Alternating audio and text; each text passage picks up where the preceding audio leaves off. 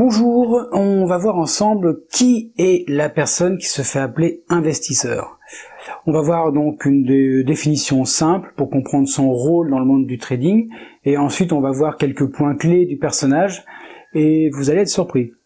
Puis on finira par une vue rapide des différences entre un trader et un investisseur.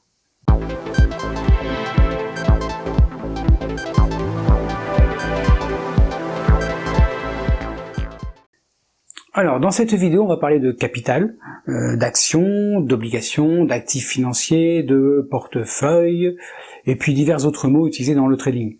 Les explications sur ces mots sont disponibles dans les liens qui se trouvent dans la description de cette vidéo. Tant que j'y pense et avant que vous soyez pris par cette formidable vidéo, je vous propose de vous abonner et de liker, comme ça aidera YouTube à référencer la chaîne. Merci.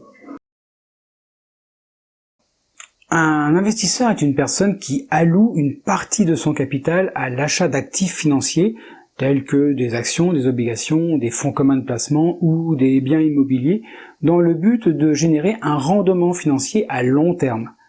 Contrairement aux traders qui se concentrent sur des transactions à court terme et cherchent à tirer profit des fluctuations à court terme des prix, les investisseurs adoptent une approche plus orientée vers le long terme et cherchent à créer de la valeur sur une période prolongée. Alors voici quelques caractéristiques et principes associés à un investisseur. Les investisseurs ont un horizon de placement à long terme et cherchent à générer des rendements sur une période prolongée. On l'a vu tout à l'heure. Ils sont moins préoccupés par les fluctuations à court terme des prix et sont prêts à tolérer une certaine volatilité dans le but de réaliser des bénéfices sur le long terme. Les investisseurs utilisent souvent une approche basée sur la valeur pour évaluer les actifs financiers. Ils cherchent à trouver des actifs sous-évalués par rapport à leur valeur intrinsèque, c'est-à-dire des actifs qui peuvent offrir un rendement potentiellement supérieur à long terme.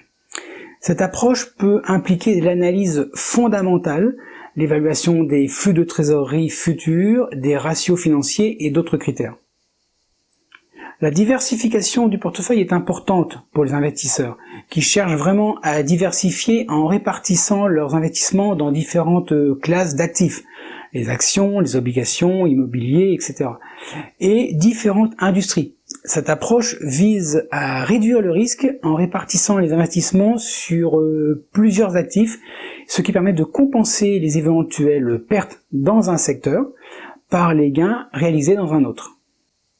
Les investisseurs peuvent chercher à réaliser des gains de deux manières principales. Tout d'abord, en investissant dans des actifs qui génèrent des revenus réguliers, tels que des dividendes d'actions ou des paiements d'intérêts d'obligations. Et deuxièmement, en investissant dans des actifs qui ont le potentiel de croître en valeur à long terme, ce qui peut être réalisé par l'appréciation du prix des actifs ou par des bénéfices réinvestis. Les investisseurs ont tendance à être patients, très patients et disciplinés dans leurs décisions de placement. Ils ne réagissent pas de manière impulsive aux fluctuations du marché à court terme, mais prennent des décisions vraiment basées sur une analyse approfondie et une compréhension de leur objectif vraiment à long terme. La grande différence entre un trader et un investisseur sera les objectifs recherchés. De ces objectifs va en découler des effets sur les capitaux mis en jeu et sur le stress ressenti.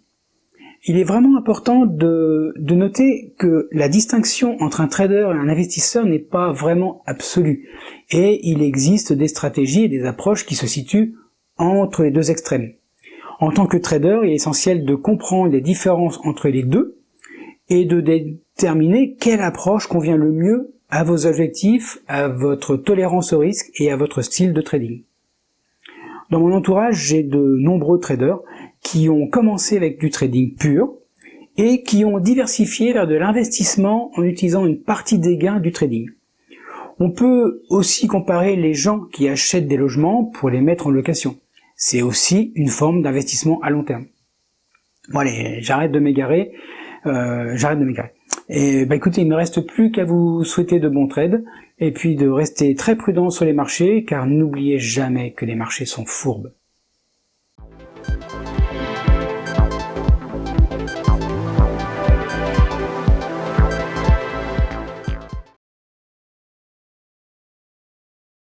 Ils cherchent à truffer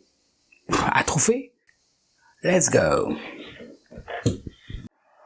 Là, Pascal, t'as un peu merdé quand même. Ouais.